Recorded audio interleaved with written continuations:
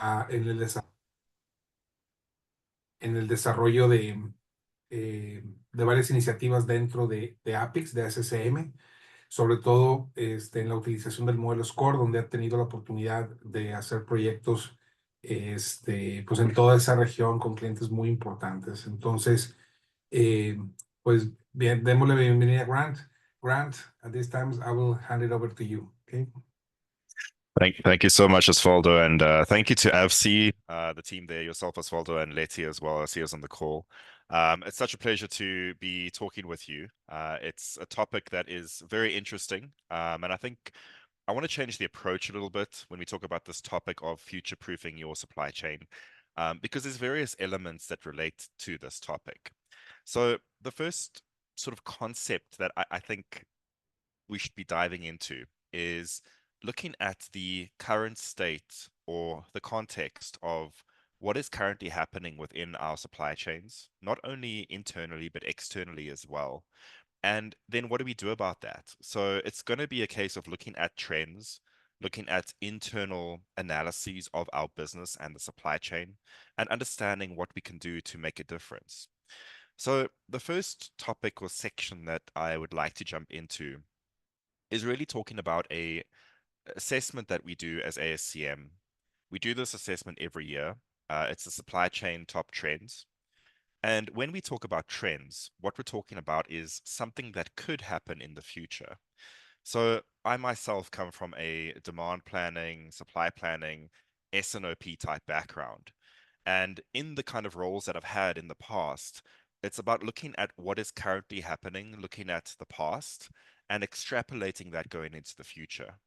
So what ASCM does every year is we take a look at the trends that we believe will be happening into the future, try to understand those. And we do this through the process of various subject matter experts that come together, analyze current trends, look at topics, and put together a list every single year. So this is the list for 2025. This is what we think as ASCM is going to be some of the top trends that we need to take cognizance of and understand. So what's really interesting is the topics that keep coming up. So the first thing that I want to sort of just mention is there's one big gap in this list that you don't see here, and it's something that has fallen a little bit off the radar for now, and that's the one of sustainability. So what you don't see here is a sustainability element, which has become a trend over the last couple of years. It's still on our overall list, so we have about 20 supply chain trends in total, and it's there somewhere, but it hasn't made the top 10. So this is a very interesting development. And we did see a very big shift in policies within organizations over the last couple of years to really consider sustainability as a key aspect of the way they do business. It's still important, and there's still regulation around sustainability and supply chain management, but it does not make the top trend for the upcoming year or 2 years ahead. So this is the first interesting thing that we see here. The next is, I'll start from the top, right? And looking at many of these topics, you can see the likes of artificial intelligence, big data, cybersecurity, etc., visibility. And these we can bucket into sort of technologies, right? So we do see these maintaining or being very close to the top of the list in all cases. The one thing that I'll mention is what's really interesting is if we look at supply chain management as a discipline, supply chain management has been the area that organizations have really taken advantage of these kinds of technologies and these kinds of enablement tools. So look at things like blockchain. Supply chains, very good position to take advantage of blockchain. It's how we measure and manage contracts between different elements of the chain. How we ensure that we have the ledger to measure and to capture things that happen within the supply chain, right? Those are things that have been happening for a very long time. Artificial intelligence, that is a concept that we have seen being implemented since many years ago in places like forecasting, right? We have the concept of machine learning and now artificial intelligence, where we're starting to use tools and systems to try to predict what's going to happen in the future. And this can be a very important tool for us to use. So artificial intelligence, there always comes the same question about, are we all going to lose our jobs? And you know what it really is, what this trigger is giving us is that we need to change the way that we use our skills and what skills we have within the supply chain. It's about using these tools. It's about using AI to do certain things for us, but that does not mean that all the people in the supply chain are going to be losing their jobs, right? What it means is we need to shift the focus in terms of how we skill ourselves and skill ourselves going forward. So number one, AI, you'll see that that has changed since last year's rank. It's actually increased by 2 positions to become number one in terms of top 10 trends. And the other part of AI that I think we need to recognize is it's not only about ChatGPT, right? I mean, I think we've all spent a bit of time now, getting ChatGPT to write emails for us and things like that. And it's not only about that, it's about how organizations can integrate this technology into their systems. The other one that I want to mention quickly is number three. So the big data and analytics. Now, there always comes out the question is, and this is an important thing to note, is AI and similar technologies can only really be effective if the big data is correct. I can mention many projects that we at ASCM have been involved with over the past couple of years. And we very commonly see the area of master data being a constraint. So if we want these technologies to work in the way that we intend them to, we definitely have to start taking more notice of aspects like big data and the analytics surrounding that. So this is a really important topic to consider. Number two is the global trade dynamics and geopolitical policies. So we are seeing many regions in the world where wars are raging, where we are seeing the impact of that from a supply chain perspective. So what's important here is just to understand what is the impact. What do we anticipate being the impact on that? And we'll talk a little bit in the next slide about stability in the supply chain. And many of the unstable elements that we're seeing right now are really fully related to geopolitical policies and what's happening in the world from a global trade perspective. Uh, we've all, and in Mexico, I think you'll be very familiar with this, is know the concept of nearshoring. So, the US taking manufacturing out of China, a lot of that is going to Mexico and in other countries as well. So nearshoring is becoming a sort of a reaction to the uncertainty that we see in global geopolitical landscape. Number four is cybersecurity. This one has dramatically increased as well in terms of its importance, in terms of trends, and what we believe the impact is going to be. I can mention probably five or six off the top of my head of companies that have been attacked recently where it was all about ransom, trying to get some money, trying to extort data, etc. So this is something that is very common and also becoming more and more important. The other element of this, and we'll talk a little bit about supply chain maturity in the organization in a moment, is protecting information across supply chain channel partners. In order for us to become a more mature supply chain, we also need to consider the impact of sharing information. And that's why you see cybersecurity becoming a more important factor. Number five is agility and resilience. So the part of this that I think is important for us to recognize is we've seen a shift recently where organizations over the last couple of years said, okay, let's keep a minimal amount of inventory. Let's try and reduce the stock as much as possible. But we are seeing a bit of a shift in that currently. And the reason for that is because organizations want to be more agile. They also want to be more resilient or resistant to impacts that could be happening to them from outside forces. So this is becoming more important too. Is how do we be more agile? Agility definition is being able to respond quickly to an unanticipated change in demand or supply, right? This is what agility is. So it's about organizations putting in place structures to support that. One element that comes to mind here is when we talk about risk management, right? And you'll see number 10 is specifically about risk management. Now, risk management is not only about creating a risk matrix once a year, looking at the level of impact versus the level of probability of that impact happening, and just doing it and putting it on a shelf. What we are seeing is the shift to risk management being a more fluid process where it's continuously changing and updating.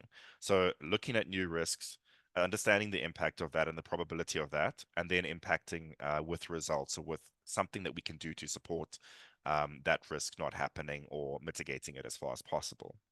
So that's where we see 10 and I think number 5 related to each other. Visibility and traceability is remaining in the top 10, right? This is a trend that we are going to see going forward. How do we ensure that we have visibility of all these different components in the supply chain? And then we have 3 new trends that we foresee going forward. The first one is digital integration and connectivity. So this is really talking about easier ways to connect our supply chains together. Now, we actually also see this as ASCM. We have a framework called the digital capabilities model, and we're starting to understand supply chains in a much more information flow viewpoint. So in the past, it was about the movement of goods and the flow of really the financials that related to those goods. But more and more, we've seen digital supply chains and we are seeing the flow of information becoming far more important. So this is where we see that trend. And then strategic sourcing and supplier management. I mean, it's a common concept, but something that is raising its importance as we see this. Organizations are wanting to work closer with suppliers to be more discerning with how they interact with those suppliers and also look at more long-term engagements with their suppliers versus just the transactional approach that we have seen in many years in the past. And then workforce evolution as well. Now, I think you'll be able to easily see number 9, workforce evolution very much ties into concepts like artificial intelligence, right? Us being able to evolve as the skills that we have in our supply chains to take advantage of those kind of opportunities. So let's look at it as an opportunity, right? But we do have to change something in order for that to be effective. So this is what we see in the top 10 trends. So have a look in your organization and think about what of these trends are going to be impactful to you and how you can take advantage of them at the same time as well. The next topic that I'd like to discuss, as we still consider the external environment and more of the context of the supply chain, is we do an analysis, and this is a continuously updated analysis. We work with KPMG to do this. This is called the Supply Chain Stability Index, and it's a highly quantifiable view of stability. So for me, there are 3 main areas in supply chains where we have an impact on the supply chain, which makes it more unstable. The first area is on the sourcing side. So, of course, if you don't have the stock available, if you don't have the finished goods or the raw material or the components for your production facility, this is where you're going to have an impact. This could be caused by a geopolitical event. It could be caused by a weather event, right? So the ESG component of that. We've all seen hurricanes. We know global warming. We've seen the impact of that many, many times. And every year we see that quite a lot, in fact. So typically the impact is on that sourcing side. And if I were to ask you right now, what is the longest lead time element in your supply chain? Let's say you had no inventory available to sell to your customers.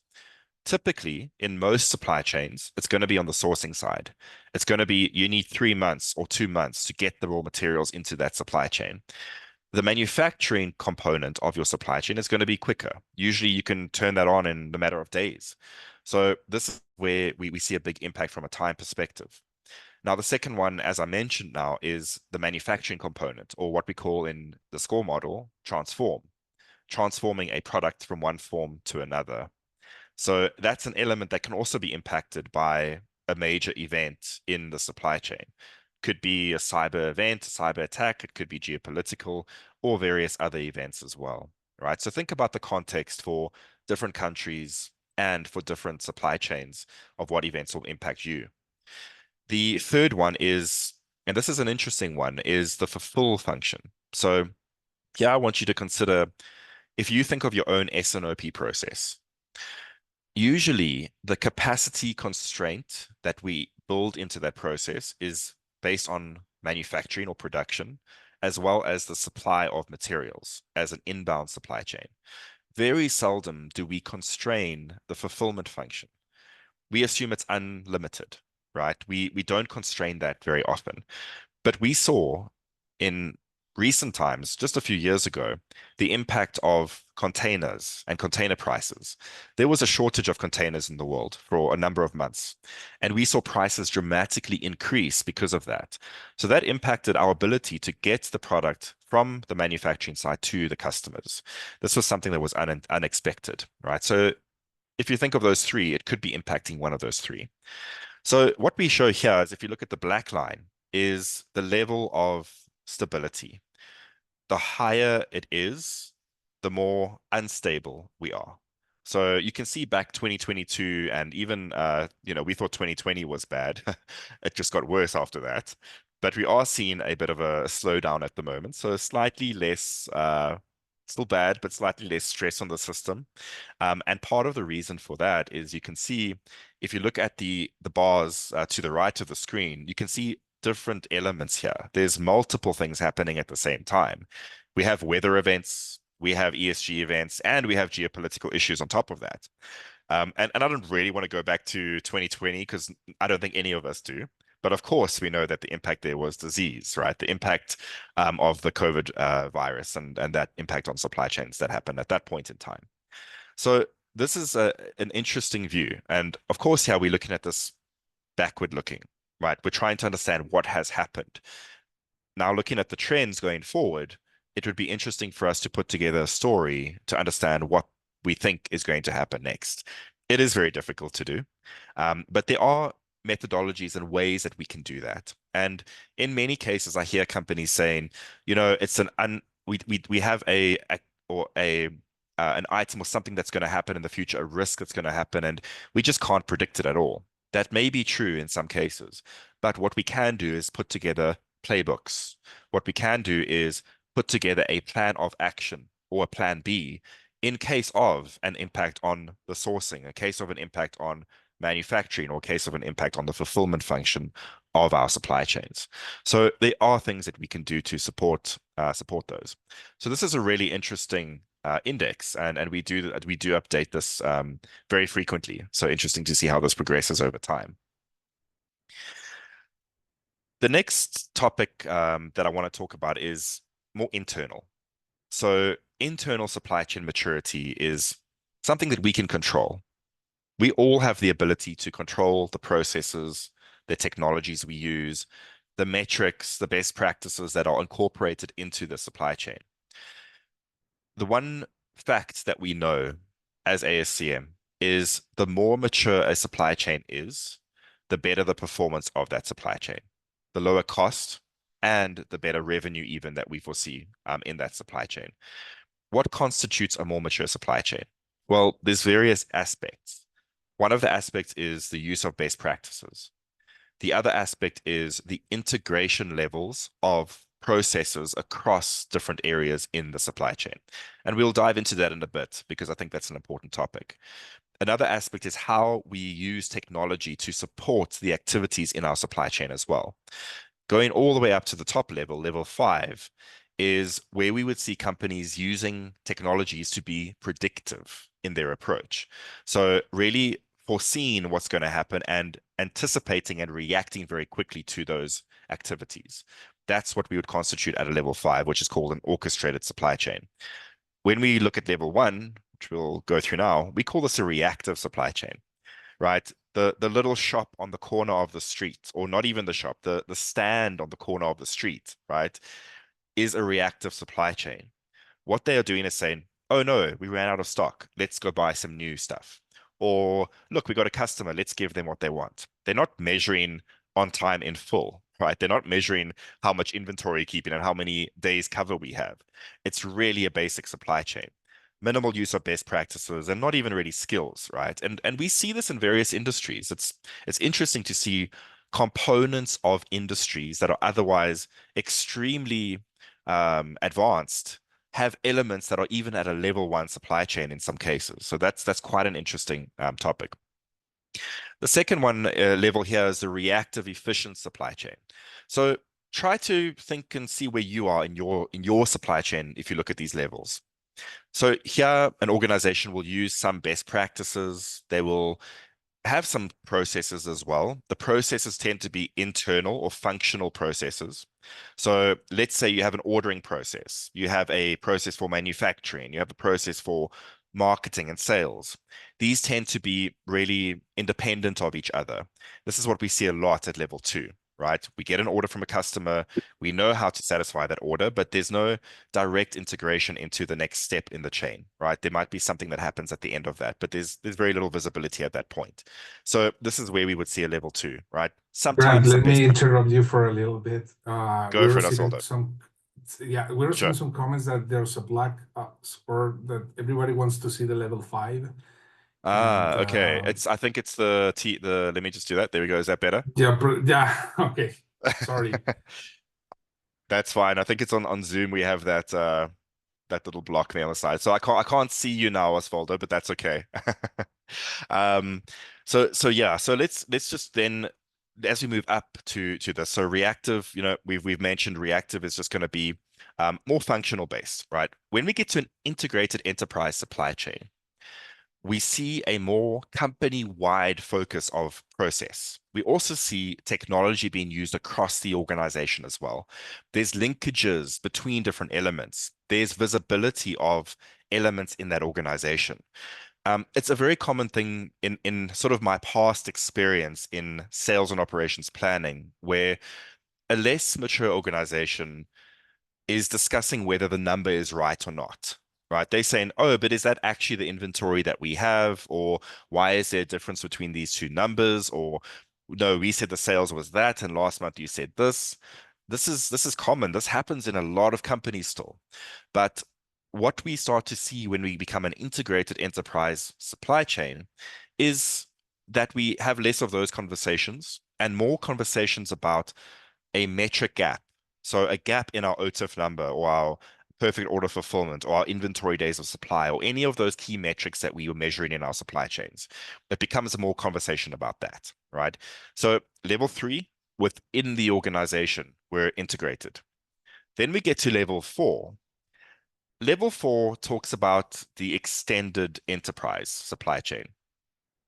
And what we really have here is a, a company or a supply chain that is connected with other supply chains and other organizations. So think of a tier one or a tier two supplier where we may have visibility into their stock levels. We may have visibility into their production planning or production plan. This is what we call there's certain concepts, right? VMI, vendor managed inventory. This is an example of where organizations are connected. What we see in this level is some processes, and the processes are fully governed. We also know that they are taking into account best practice industry metrics, which are monitored effectively. Now, I'll go back and use an example of a company I worked with a number of years ago, and it was a very basic level uh, of reporting of metrics. And I was the guy who every Monday had to sit for 4 hours, draw the reports, consolidate it all, take all the data and connect it and give the reports to the rest of the organization. And one Monday, I just didn't send the report. Nothing happened. Then the next Monday, I didn't send the report again. Nothing happened. I think it was only after 3 or 4 weeks that someone said to me, "Hey, where are the reports of our metrics?" And what that tells me is that we're not using the metrics in a way that is driving decisions and driving changes in our supply chains. So some of the best practice organizations out there, the best in class, they simplify their metrics, but the metrics mean something. They take an action from those. They do the root cause analysis, but they also do the corrective action associated with that. So RCCA, right? Root cause, corrective action. We're usually very good at doing the root cause, but not as good as doing the corrective action. So yes, we're always going to have issues in our supply chains. There's always going to be problems. There's going to be out of stock somewhere. We're going to be overstocked somewhere else. These are common, but we shouldn't be making the same mistake again and again. So this is what we see as we move into this level, very well defined and well executed on metrics as well. Also, what we see and start to see into level three, into level four, is organizations really making continuous improvement a functional skill or functional area. They are really focused on that. So organizations that have a project management office, for example, the PMO function is not a once-off activity. It becomes integrated within the organization, right?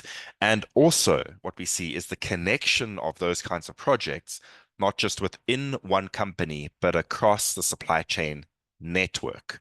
So there's a concept called product lifecycle management, right? Usually focused within sustainability. And the only way to be effective with product lifecycle management is if we have visibility of what is happening across all areas of the supply chain, including utilization by the customer and disposal of the product at the end of its life as well. So that's where you have the concept of scope 1, scope 2, and scope 3 emissions, right? To be really good at measuring those, we need to start to be thinking like a level 4 organization, right?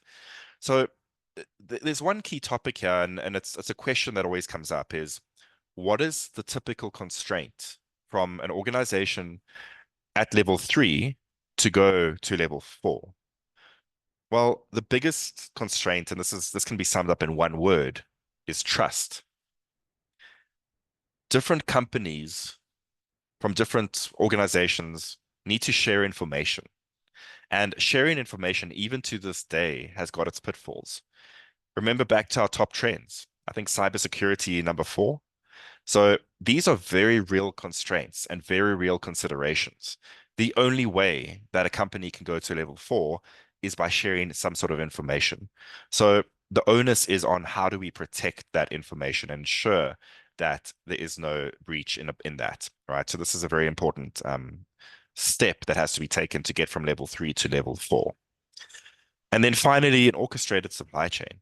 So the key differentiator, if we look at the orchestrated supply chain, is the ability to use technology to be predictive, to use analytics in a very clever way, and also the integration across the whole supply chain. One characteristic we see in an orchestrated level supply chain would be would be their ability to share information between each other, and also that they are not, because they're sharing information, they are not sitting with what we call the bullwhip effect. So holding inventory in different levels of the supply chain in anticipation of a demand that may or not happen, right? So with more visibility comes better decision making in terms of how we create policies across the entire supply chain. So this is what we see at that level. Okay.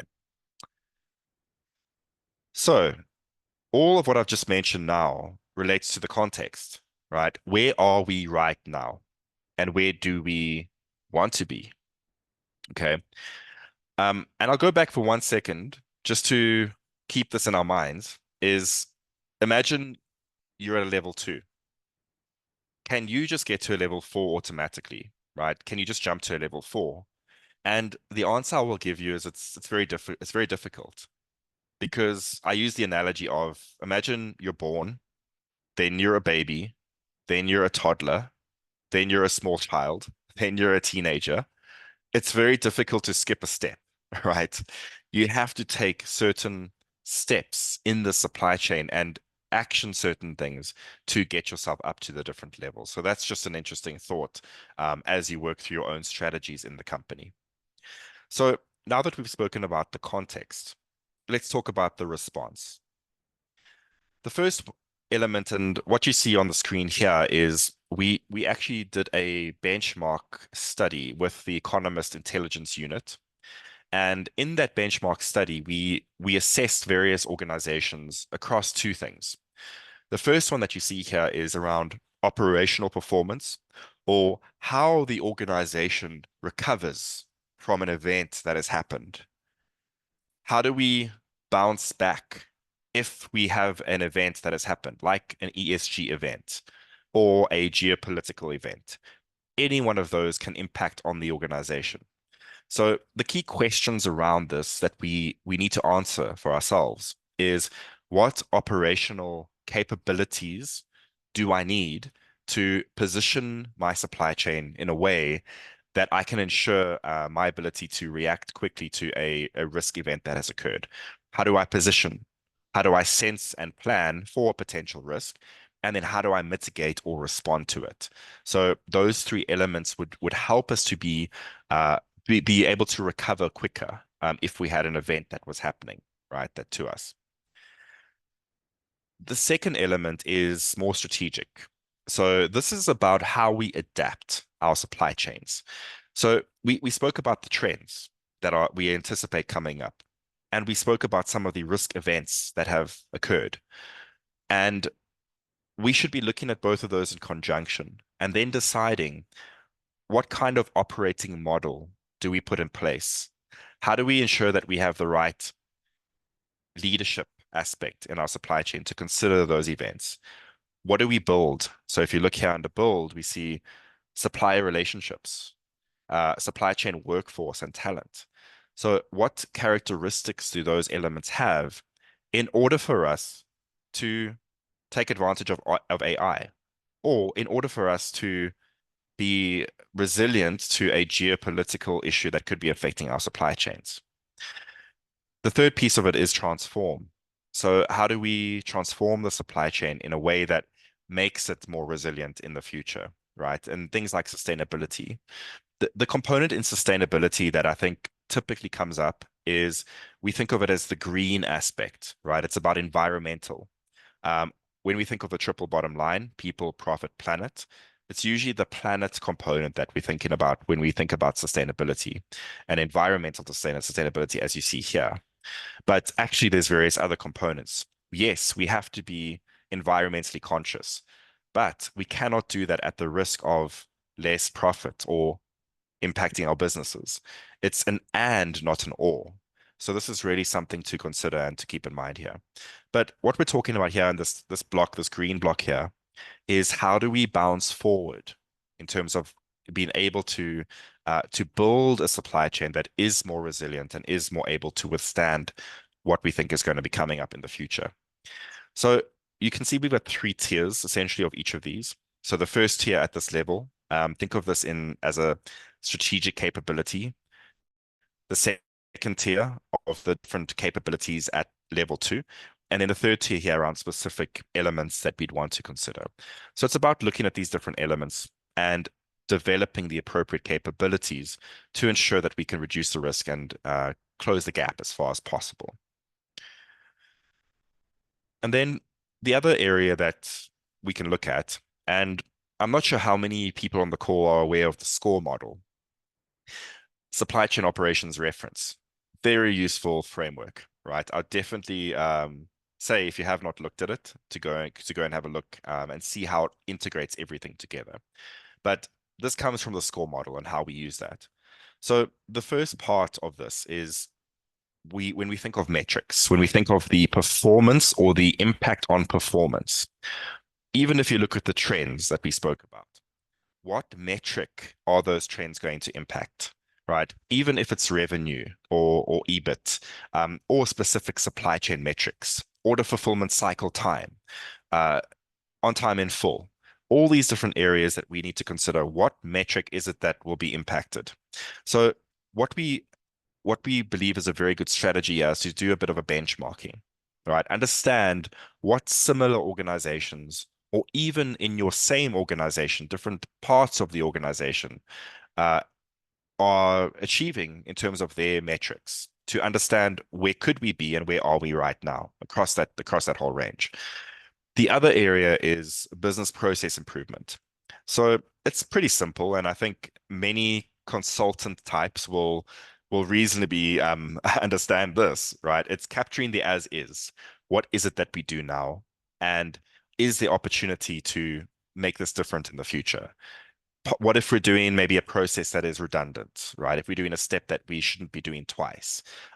Potentially we have steps in the process that are preventing us from being more agile, right? Things that we have in place that are slowing down our supply chains. So what we recommend is a business process improvement step where we're capturing as is and then obviously looking at the to-be state. In the to-be state, you might also have elements of AI, of blockchain, and of big data analytics, and all those other trends that we saw in the beginning. The other aspect of this is best practice analysis. So in the SCORE model, we actually term many of those technologies like AI and like blockchain or Internet of Things as practices that you can implement, which can support the process. So in and of themselves, yes, they have processes that exist, but we want to basically place them on top of the process and then let them support that process in a better way. And then organizational design. So assessing the skills and the performance needs that we have so that we can align staff and align them to these internal targets. And what the SCORE model does quite well actually is connects all these things together. So if we have a certain performance objective, we can easily see which processes, which practices, and which skills are required to support that even more. So it's really about identifying where our own gaps are, our own levels of maturity are, and really taking this forward and looking at this kind of model to do something about it. So the elements of performance, process, practice, and people, and how we connect all those things together. And then just finally, from a takeaway perspective, to summarize this all, is thinking about the levels of future proofing that we want to do in the organizations and our supply chains. And we have different elements of this, the past, the now, and the future, right? So in the future, we anticipate there will be some trends. The trends that we create, that we analyze as ASCM, are trends that are coming from the industry, what we think is going to happen. But as you saw, they change every year. So as we get more accurate with understanding what is going to be impacting us, is also what we need to do to make a difference in our organizations. The one pitfall that I'll really quickly mention in the trends is, and you saw this when you looked at that graph, we change quite a lot. It's human nature to be very reactive. So from one year to another, we sometimes shift entirely, right? We're like, oh, the disease was very important in 2020. Now it's not even on the list, right? We forget very easily. And I think that's just something to be mindful of, is when you're setting the strategies for the organization into the future, is understanding that the trends can change. So just to keep that in mind, in your back of your head. The other part is, and we spoke a little bit about this, is bouncing back or recovering. So how can we set in place tools, playbooks, ways and means to bounce back? Looking at the stability levels that we currently have, this is analysis on those stability levels, and then maturity levels internally within the organization as well. And what we want to ultimately do is align the process, performance, practice, and people to ensure that we take advantage of those trends with the purpose of being able to adapt and to bounce forward as we navigate this very disruptive landscape, right? So that's really the summary for me in terms of the key takeaways here. And what I'd like to leave you with is we actually do have these frameworks and some research papers available to use. So the EIU, that's the Economist Intelligence Unit Resilience Assessment that we've worked with the EIU on. If you go into that, you'll see you can download a Excel document where you can measure your own resilience in your supply chain. The second one, the maturity assessment. If you would like to work with ASCM and AVC, we will be more than happy to do a maturity assessment for you for free and support you in your journey to see where you are right now and what some recommendations could be going forward. This is a great tool. We've used it with many, many organizations over the past, I'd say nine or so months that we've had this tool available. And it really gives a nice insight and starting point to levels of maturity. It's across about 26 or 27 different functional areas within the organization. So it's a very nice tool to use. We have the stability index that you can also download and see the details of that. That's quite interesting. And the top trends in supply chain management. So if you go to the top trends, you'll see it's the 2024 version of that. What I've shared with you today is actually the updated 2025, and we will soon be putting 2025 into this as well. So I hope that this gives you some food for thought. It's an interesting topic, and I think use it as much as you can where it's applicable for your organizations.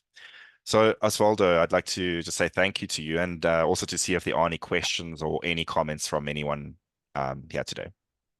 Yes, thank you, Grant. I think that it was very helpful for supply chain professionals to see the importance to measure the maturity levels internal, and then trying to get advantage of the trends that we're gonna have an impact on our supply chain. So yeah, at this point, we'll open the session to questions, general questions. I have one already directly, but I will go ahead and start with that question. But if anybody has any question, please feel free to put in the chat or unmute your microphone. Thank you.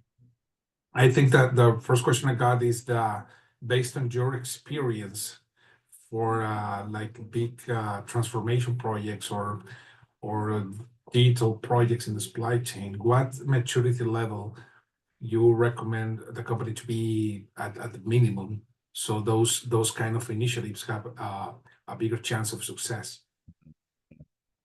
Yeah, it's a very interesting question and topic, and we when we go through a maturity assessment analysis, we also try to challenge the company, and or the people and say, are we sure that this is what we actually do?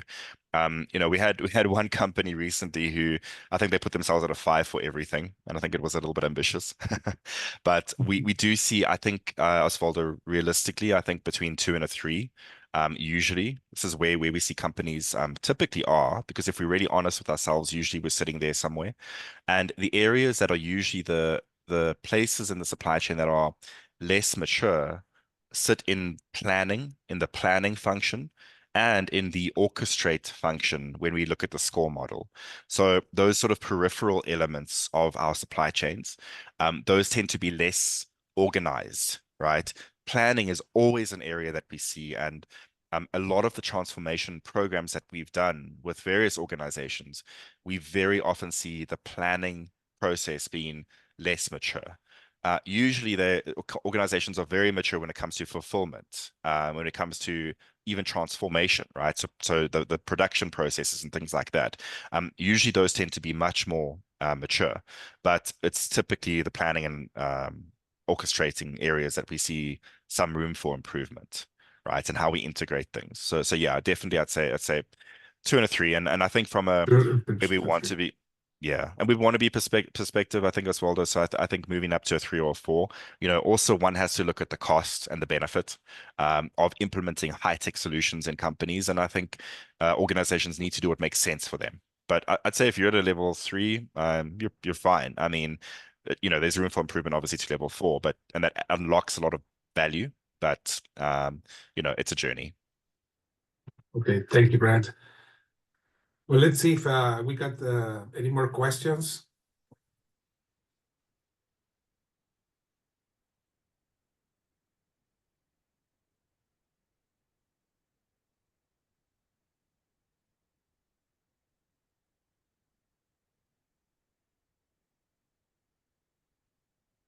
Well, it seems that it seems that we don't have any more questions at this point. Okay. Well, with this, we can wrap it up, the webinar. Thank you again, Grant. It was hopefully will be a very insightful presentation about the trends and the tools that are available for companies to evaluate and assess the maturity, the resilience, and take a look at the trends that are in the ASCM top trend list, so they can start preparing for that in advance. So thank you very much again for the presentation, and thanks everybody for attending. Thank you so much, and enjoy the rest of your day, everyone. Appreciate it. Thank you. Thank you. Have a great day. Bye-bye. Bye.